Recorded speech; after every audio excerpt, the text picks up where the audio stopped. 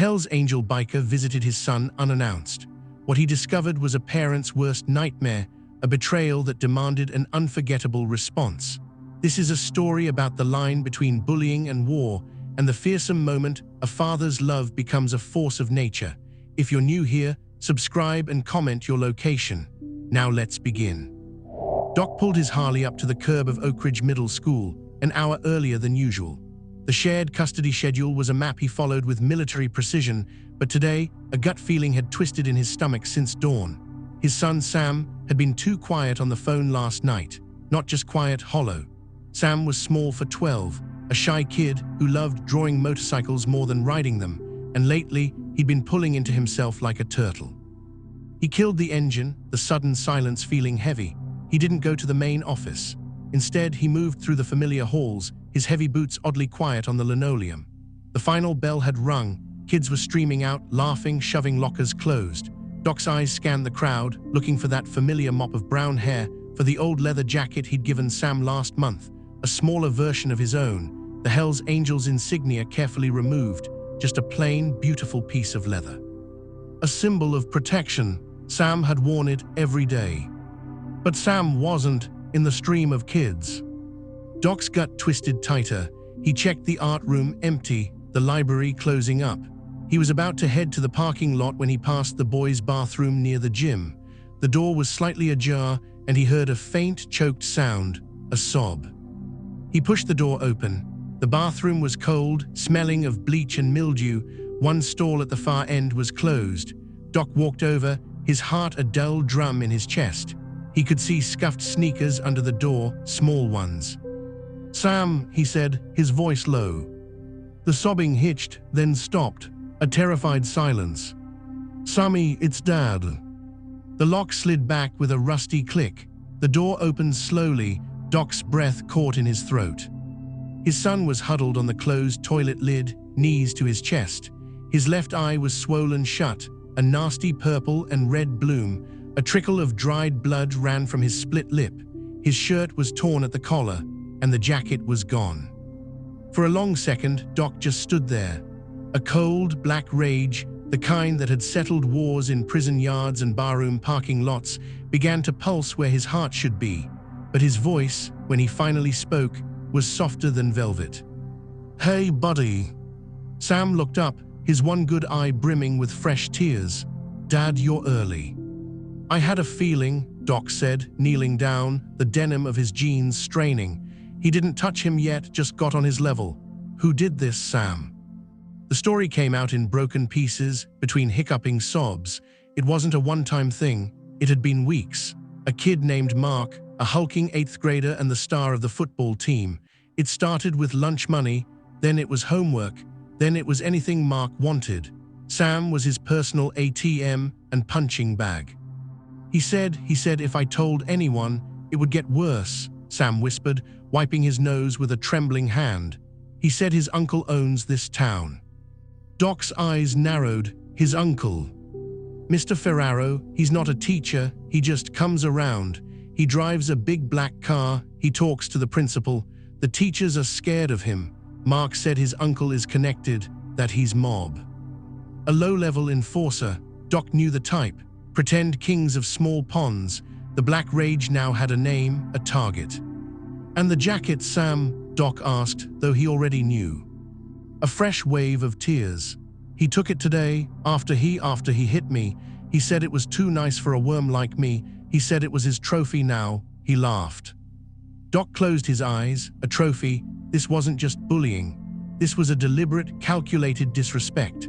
Someone had seen the symbol of his family, not the club, but his family, his blood, on his child, and had chosen to strip it away as a prize. This was a challenge from a rival organization, on his son's skin. He opened his eyes. The softness was gone, replaced by a flat, deadly calm. Okay, Sammy, it's over now, you hear me, it's done." He helped Sam up gently and led him out of the stall. He wet some paper towels and cleaned his son's face with a tenderness that belied the storm in his eyes. "We're going home, but first, we're going to make a call." They walked out to the bike. Doc sat Sam on the seat, then pulled his phone from his cut. He didn't scroll. He dialed a number from memory. It picked up on the first ring. "Doc." "James," Doc said, his voice a gravelly command. "It's family, my boy, the Oak Ridge School. I need the table, all of it." There was no hesitation, no question. On the other end, James, the chapter president, simply said, "1 hour." Doc hung up. He looked at Sam, who was shivering despite the warm afternoon. He took off his own heavy, weathered cut, the one with the wings and the death's head, and wrapped it around his son's shoulders. It swallowed him whole. "Wear this for now, it's warmer." Then he made another call. This one was to a woman named Elena. She answered with a smile in her voice. "Daniel, to what do I owe?" "Elena," he cut in, the warmth for her trying to break through the ice. "I need you, my place. Sam's hurt, not bad, but I have to handle something. Can you stay with him?" The smile vanished, replaced by immediate, fierce concern. "I'm on my way, 15 minutes. Is he okay?" "He will be," Doc said, and he meant it in every way possible. "Thank you, sweetheart." There was a charge there, a history and a future in those two words, but he pushed it down. Business first. He got on the bike in front of Sam, feeling his small hands grip the sides of his shirt. As they roared towards his house, the plan crystallized. This wasn't about retrieving a jacket. This was about drawing a line in the sand so deep and so permanent that no one would ever dare cross it again. At the house, Elena was already waiting on the porch, her beautiful face etched with worry. She ran to Sam as he got off the bike, her hands fluttering over his bruised face. "Oh, my Nino," she murmured, pulling him into a hug.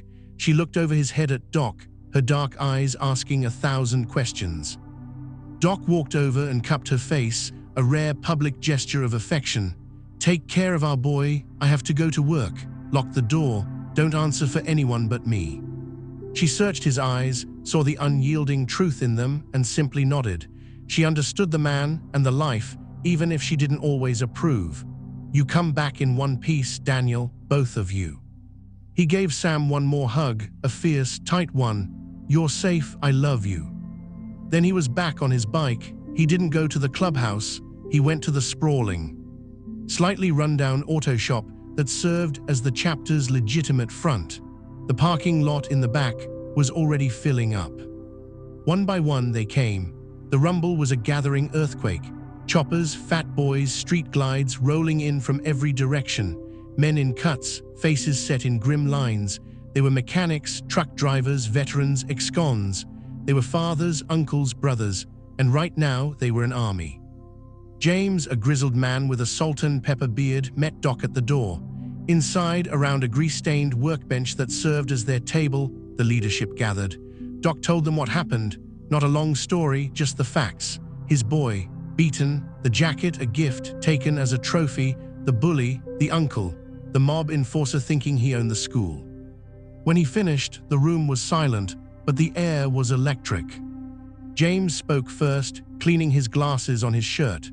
"A school's one thing, but this Ferraro, he's a pimple on the ass of the Luciano crew.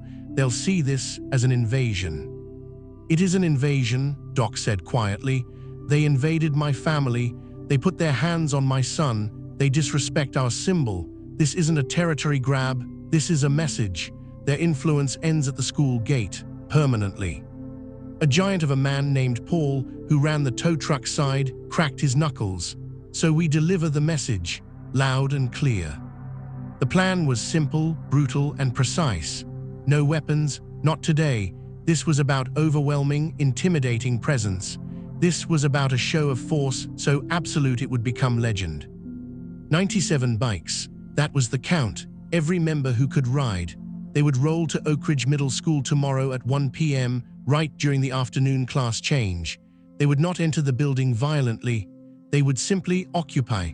And they would ask, very politely, for two things: Mark Ferraro and his uncle, Anthony, the fixer Ferraro. The next day, at 12:55 p.m., the sky began to darken with the sound of thunder. But it wasn't thunder. In the principal's office, Principal Davis was having a heated, one-sided conversation with a smug, well-dressed man in a silk suit, Anthony Ferraro. Mark stood beside his uncle, a nasty grin on his face.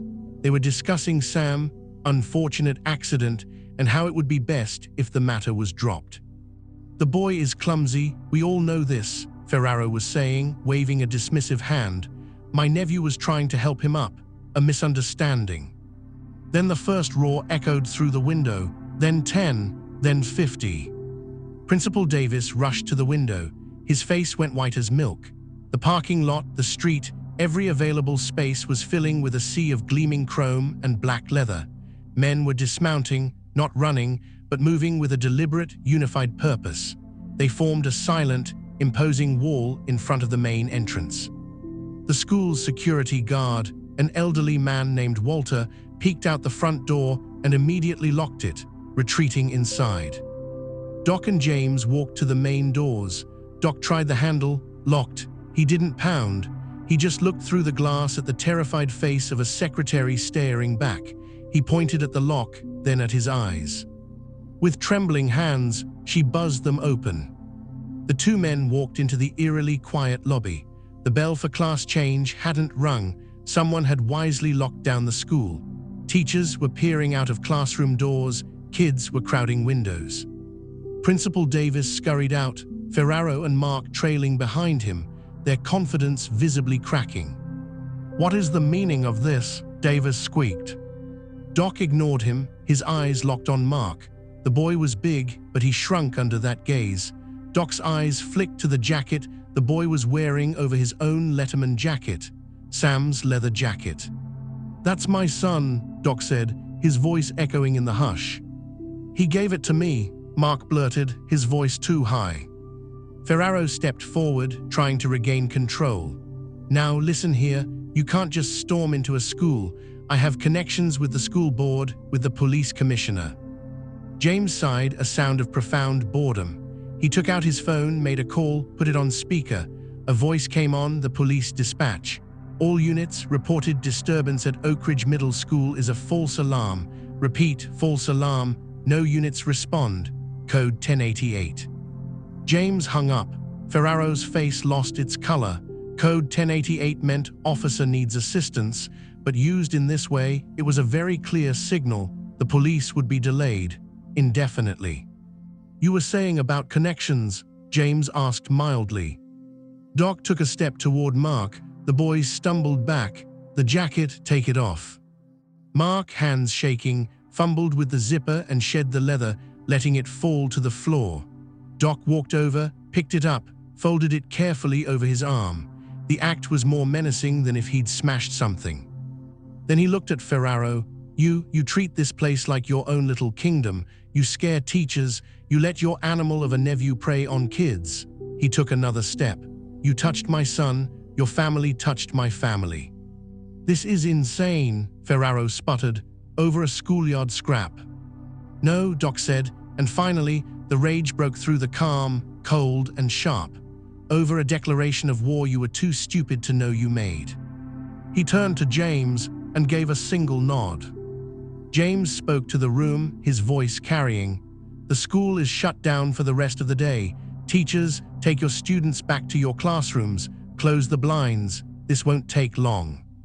Then he walked to the front door and raised his hand.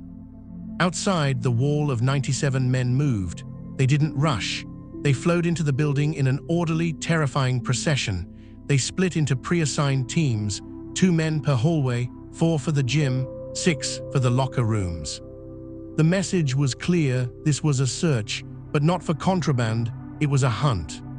Ferraro was grabbed, not roughly, but with immovable force, by Paul and another biker named David. Mark was taken by 2 others. They were marched, not to the office, but to the center of the school, the empty cafeteria. Doc stood before them. The rest of the men formed a silent circle around the perimeter of the large room. "You took something that wasn't yours," Doc said to Mark, his voice now almost conversational. "You hurt someone smaller. You used your uncle's cheap, fake power to feel like a man." He leaned in close. "Let me show you what real power looks like. It doesn't come from a suit. It doesn't come from threatening kids. It comes from the men standing beside you, something you'll never have." He turned to Ferraro. "And you, a made man, you're a messenger boy who got too comfortable.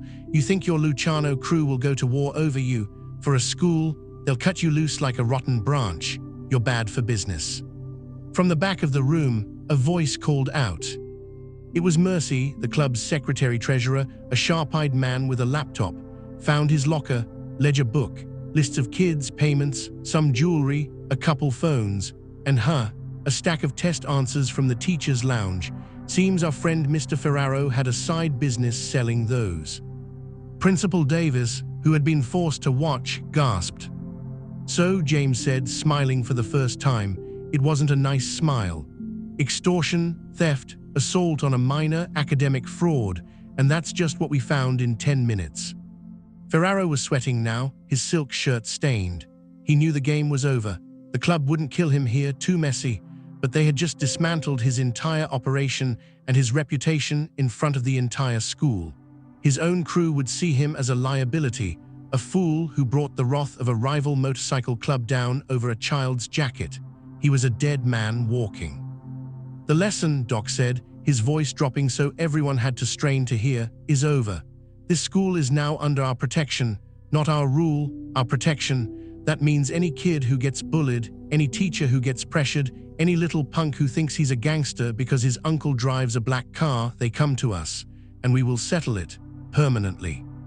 He walked over to Mark, who was crying now. Doc looked down at him with something close to pity.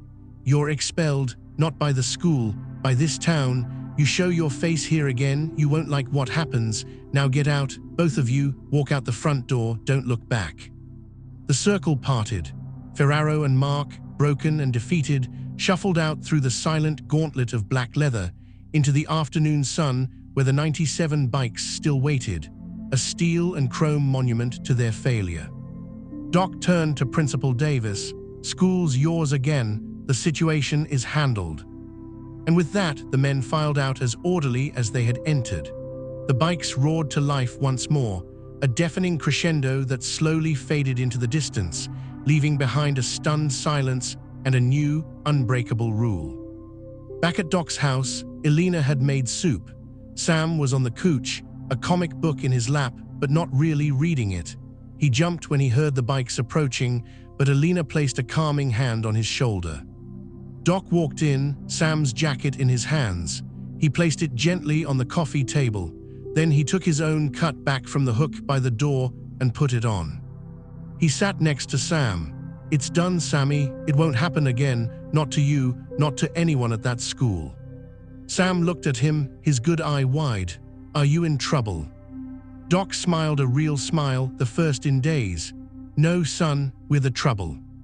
Elena brought over 2 bowls of soup. She sat on the arm of the couch beside Doc, her hand resting on the back of his neck, her fingers playing with his hair. A simple touch, charged with relief and something deeper. "You hungry, trouble?" she asked softly. Later, after Sam was asleep, Doc sat on the porch with Elena. The night was quiet. "You scared me today," she said, not looking at him. "I know. But you did it for him." "I did it because it was right." She finally looked at him, her eyes gleaming in the porch light. "That's why I love you, Daniel, even when you're a terrifying bastard." He pulled her to him and they kissed, a long, slow kiss that spoke of homecoming and fierce possession. It was heated, adult, a promise of what would come later when the house was quiet. But it was also safe, full of a love that had weathered storms. "The club, you don't give it up, do you?" she whispered against his lips, an old question. He held her tight, looking out at the dark street where for a few hours that afternoon an empire had rolled through to defend its youngest subject. "No, sweetheart, we don't give up our empire, but we expand it, to include him, to include you. That's what today was about, drawing the line around what's ours." And as they sat there in the quiet, the distant echo of 97 engines seemed to hang in the air, a warning to the world and a lullaby to those within the circle. The quiet that settled over the town in the days that followed was a heavy, waiting kind of quiet. The story of the shutdown spread like a grass fire, morphing into legend in the retelling. Some kids swore they'd seen guns, they hadn't. Teachers murmured about bikers paying off the mayor, they didn't need to. The only truth that mattered was the result. Mark Ferraro was gone, whisked away to some distant relative's house out of state. His uncle, Anthony, simply vanished. Rumor had it the Luciano crew, furious at the unwanted attention and the sheer amateurishness of his blunder, had reassigned him to a long-term, quiet job, likely counting inventory in a warehouse where no one asked questions. At Oak Ridge Middle School, a new, unspoken order reigned. The bullies had grown timid. The teachers stood a little taller, and if a kid was seen crying in the hall, it wasn't uncommon for an older student to awkwardly ask if they were okay, glancing nervously toward the windows as if expecting to see a line of Harleys. The school was, as Doc had declared, under protection. Sam wore his jacket to school the next Monday. The kids parted for him in the hall, not with fear, but with a kind of awe. He wasn't just Sam anymore, he was the kid whose dad had an army. He tried to shrink from the attention, but a strange thing happened. A girl named Jessica from his art class smiled at him and asked if he wanted to sit together at lunch. He did. Life at home developed a new rhythm. Elena was there more often. Her relationship with Doc had always been a slow burn, complicated by his life and her cautious heart. She was a nurse, a woman who dealt in fixes and clean bandages. His world was messier, but seeing him as a father, a protector, seeing the raw, uncompromising love that had summoned an army for his son, had melted the last of her reservations. One evening, a week after the shutdown, they were in Doc's kitchen. He was trying to follow her recipe for lasagna, making a spectacular mess. Flour was on his jeans, sauce on his t-shirt. "You know," Elena said, leaning against the counter, her arms crossed and a smirk on her lips.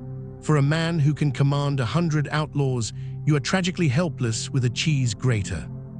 Doc held up the block of mozzarella and the grater, frowning. "The cheese is resisting. It's a tactical situation." She laughed, a warm, rich sound that filled the room. She walked over, standing behind him, her front to his back. She reached around, her hands covering his on the grater. "Slow and steady," she murmured, her breath warm against his ear. "You don't force it, you guide it." A different kind of tension filled the air, thick and sweet. He could feel the curve of her against him. He turned his head, and her lips were right there. The kiss started soft, a thank you for the lesson, but deepened quickly, filled with the promise of the night to come. It was charged, full of a heat that had been building for years. He turned fully, his hands, now dusty with flour, coming to rest on her hips, pulling her close. The moment was broken by the sound of Sam's footsteps thundering down the stairs. They broke apart, but Elena kept a hand on his chest, her eyes bright. "Later," she whispered, a delicious threat. Sam burst into the kitchen, his face animated. "Dad, Paul's here. He's got his tow truck and he says he's got a surprise." Doc raised an eyebrow. Paul's surprises usually involved greasy engine parts. He wiped his hands and followed Sam outside. Paul's tow truck was idling in the driveway. In the back, covered by a tarp, was a small, lumpy shape. Paul, a mountain of a man with a beard that housed several small ecosystems, grinned like a kid on Christmas. "For the young recruit," he boomed, walking to the back. With a flourish, he pulled off the tarp. It was a motorcycle, but not a full-sized one. It was a vintage, restored Honda minibike, painted a deep, glossy black. It was perfect for a 12-year-old, not a toy, but a real, small-engine machine. Sam's jaw dropped. "Whoa." "Club project," Paul said, clapping a massive hand on Doc's shoulder. The prospects worked on it, tuned her up sweet. Safety first, of course. Helmet and pads are in the cab. Thought he could learn in the empty lot down the street, with supervision. He gave Doc a significant look. Doc looked from the bike to his son's radiant, hopeful face.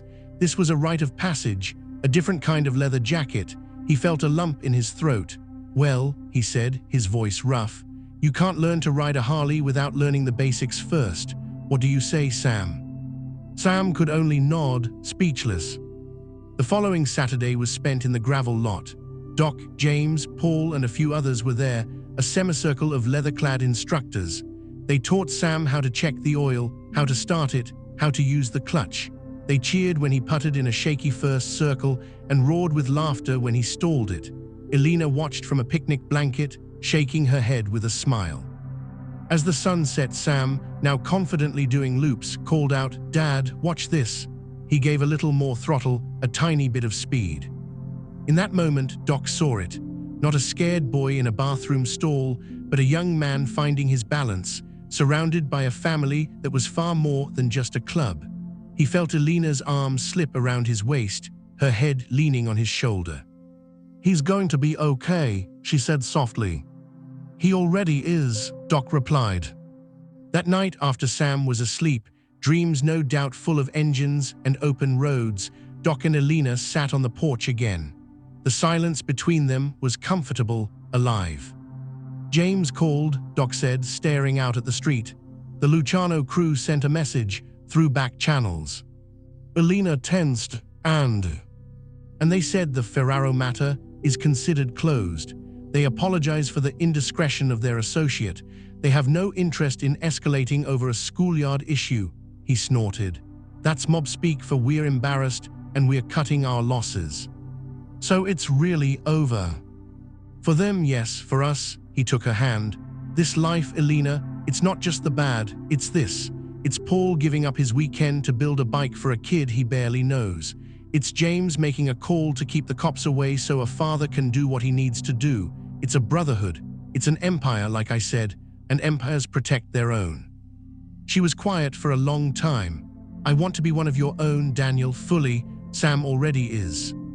He looked at her, his heart hammering. "What are you saying?"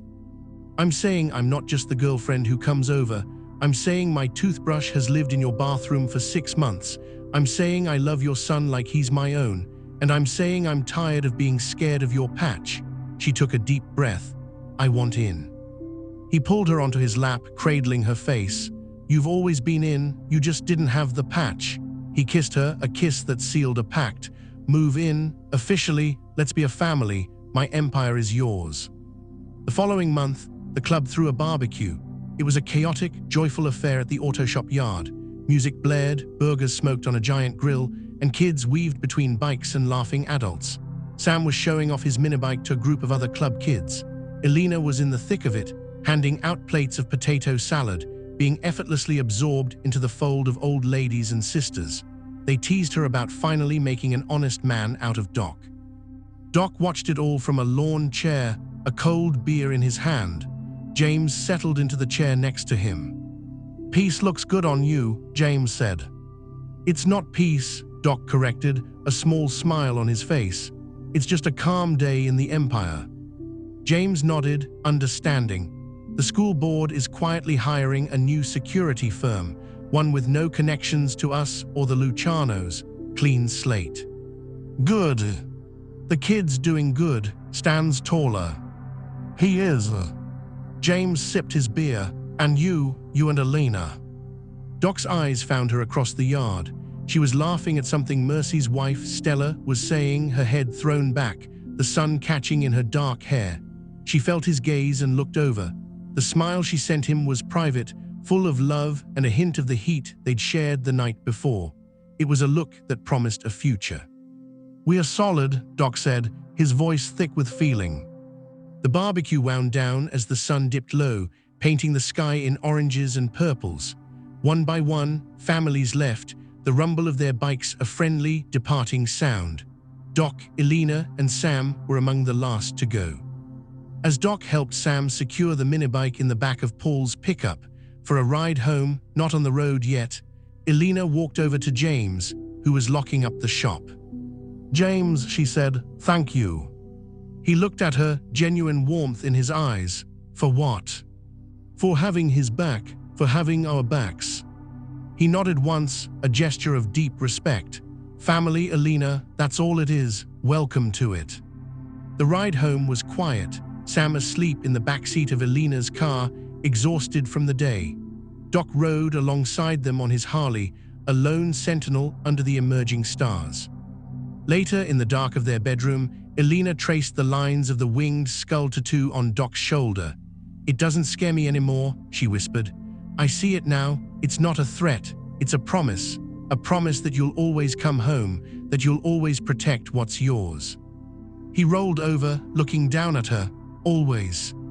Their kiss was a slow, deep exploration, a conversation without words. His hands, so often clenched around handlebars or tools, were tender on her skin. Her touch was both soothing and electrifying. They moved together with a rhythm that was both new and ancient, a claiming and a surrender. The room was filled with the sound of their shared breath, with soft sighs and whispered names. It was charged, intensely physical and emotional, a celebration of life and love after a season of violence and fear. It was raw, real, and profoundly intimate, a union that solidified everything the day had promised. After, as they lay tangled in the sheets, the moonlight streaming through the window, Elena spoke into the darkness. "The Empire," she said, "it's not a place, is it?" "No," Doc murmured, his lips against her hair. "It's not a place, it's the people. It's the line you draw in the sand and the men who stand on it with you. It's the woman who chooses to stand there too. It's the kid sleeping down the hall who knows he's safe." He held her tighter. "We don't give it up. We build it bigger, every day." And outside, in the peaceful suburban night, all was quiet. No roaring engines, no cries for help, just the soft chirp of crickets and the distant hum of the city. But the message had been sent, received, and understood. The hierarchy was clear, and within the walls of a simple house, an emperor, his queen, and their prince slept safe, their kingdom secure, built not on fear, but on the unshakable foundation of loyalty and love. Thank you for riding with us on this story. Did this father's justice feel right to you? What would you have done? Subscribe and smash that like button if you believe in protecting family at all costs. Let us know in the comments where you're watching from.